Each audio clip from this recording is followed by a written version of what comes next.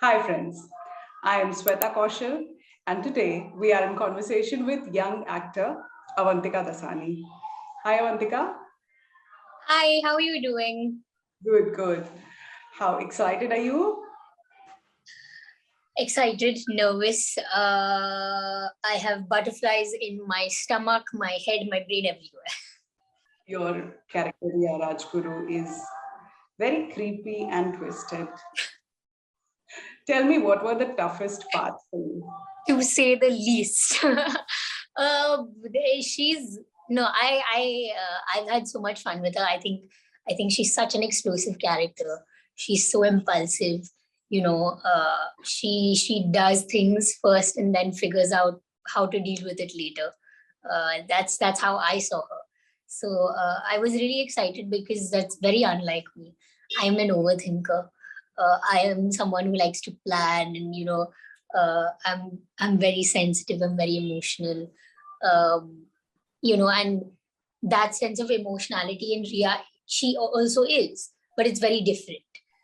So that was the really interesting part, is that I wanted to keep all of that as part of her as well. She's a young girl who's had so much happen to her in her life, and things have been uh, very unfairly. She's had an unfair hand of cards dealt to her. So her reaction being this impulsive, this brassic woman who takes on the world and says that I'll make things happen for me because it hasn't worked out my way, and everyone else has sort of stepped on me. Well, I'll let them know that I'm not that person. So that was very exciting for me. The hardest parts, I think, were the fact that it was my first 2 days of shoot, and we were actually, what you saw in episode 5 and 6 is what I shot on day 1 and 2. Parts of those scenes. So that was like, just throwing me into the deep end, and how uh, because it's my monologue, my climax scene, it's all of that, and that's my first day in front of the camera. you know so it was scary, it was nerve-wracking at that point of time, but I feel like it also took off the pressure, because the rest of the days I was like, ho gaya na, difficult part is done. So yeah, I think that bit How was did it, the exciting bit. how did it go? You were nervous and all that, but how did it go? uh, so the thing is, we had a bunch of reads before we started shooting. We didn't get much time for prep, which was also the scary part, because I barely got 2 weeks by the time of when I was locked in and when I was on a flight for shoot. That's there were 2 weeks in the middle of that. So we managed a couple of reads in that, and there was that sense of familiarity, a sense of closeness that all of us as actors developed, which I think definitely something that helped me, made it easier for me, because everyone was very supportive and very patient with me being a newcomer, with me making my mistakes and learning on the way. So I think that was something that really helped me, was how helpful everyone was around me at that point of time when we shot. Do you want to talk about the advantages and disadvantages of being Bhagyashree's daughter? Ah, please, can someone tell me the advantages? Because at this point of time, I'm only feeling the pressure. Not about acting, not just about films, but your entire life. So my mother she's a very fierce woman. She has lived her own life on her own terms, and constantly, no matter what has been expected out of her, or has been told to her, she has done what she has believed to be right, and she has lived by all of that. And she's done it with such grace, with such strength, and she's someone that I constantly learn from. She's someone at the age of 50 has gone and got a degree in nutrition, and studied all over again. So she's that person who keeps teaching me that it's never too late. It's never there's no right time. The time is right when you feel right. That's it.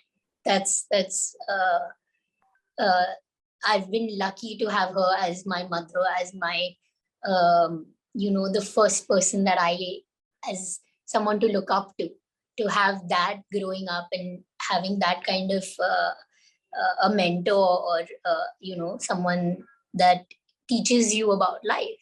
So I've been blessed to have her around and help me navigate through everything, whether it's college and first heartbreaks to understanding work and life, and just teaching me constantly that no matter what, it's very important for you to be a good person. And that's what really matters and that's what really counts, because everything else comes and goes and there's ups and downs, and those are not things that you can control. But choosing to be a good person is something that is a choice you will make every single time, and it'll get you through. So I definitely, I cherish her for, instilling those values in me. Do you want to talk about any disadvantages? Disadvantages. I feel like I love what I do and I am passionate about what I do, but there are expectations or, assumptions just made about how easy it is or how you get handed everything on a silver platter, and or what I should look like or be like or do like, or, choose projects like. So I feel like that kind of, people start boxing you up, or have, assumptions or notions about you, which luckily for me till now, every time anyone has spoken to me or met me or actually had that one-on-one time with me, it's changed for the better. Touch wood. So I hope that sort of continues. And just the fact that she's so healthy and she looks so gorgeous. So I'm hoping that those genes stay on, but not the expectation for me to be the same at her age, because I don't know how I'm going to keep up. I really don't know how I'm going to keep up with that. I guess that's every daughter. Right. All right. I think you've talked about in a recent interview how it was tough for you to watch Maine Pyar Kiya. Let me clarify this, because people are making it seem like something else. I was a toddler. I was small. I didn't understand what was going on. I just saw my mom sad on screen and I didn't like it. It's not that dramatic as, some of these articles have been printed about, but it's just that. It's just that I just didn't understand what was happening. And I was just like, why is mom sad? That's what it was for me. So it just took me a while. I was very small. My idea of films and movies were kids shows and animated cartoon things. Now suddenly you put my mom up on a screen and show her crying to me. Obviously, I'm not going to like it. Your brother is also an actor. He's done 2 films. He's actually done 4 films, but the pandemic has pushed their releases. So they've been ready. We're waiting for them to be released, and I'm so excited for him. And I feel so bad because,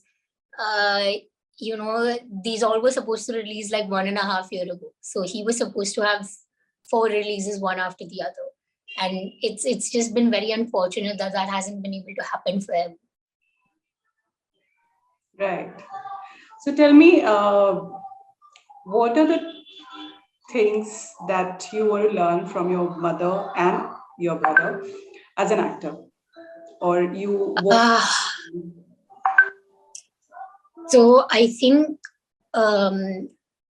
for both of them, the thing that I really admire in the performances that I've seen of both of theirs is that there's such a level of sincerity that both of them bring to screen.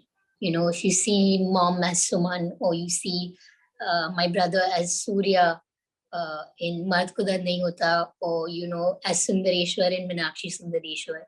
And that's something that everyone really appreciated, is just how sincere they both were in their paths, and how they brought in that level of this naivety, this innocence that is slightly intangible.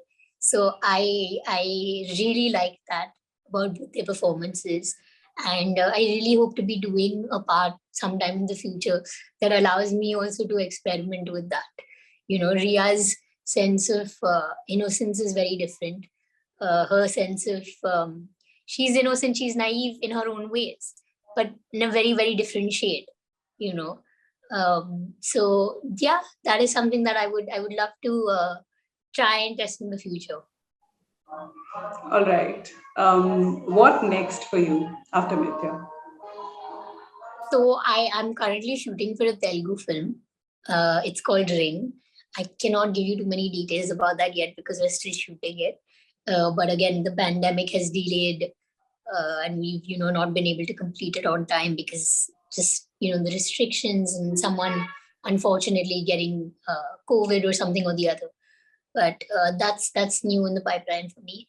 And I am really hoping that as soon as this is out, there is going to be a lot more responses and a lot more things for me to look forward to. There's some other things in the pipeline, but it's too soon to talk about them, so I can't say anything yet. So ever since the promos for Mithya have been out, do you remember any particular response that you got on social media? A comment, a DM or something? A lot of them. I've loved the fact that a lot of people have been talking about my voice and the kind of modulation that the character has. So I was very happy about that because growing up, my voice is not normal. It's something that I would be conscious about, and I was made to feel conscious about. But now I've been able to turn it to my advantage and use it in a different way. And a lot of my family and friends who've seen the trailer and promo, they've pointed out to me that you don't sound like that, and I was so happy to know that because I tried using a different voice for her that I thought would suit her and would suit sort of the space. So I've loved the fact that people have noticed that and sort of praised that. So that's been something that I've been really excited about. Do you want to elaborate on what you were talking about your voice, the response that you got about your voice while growing up?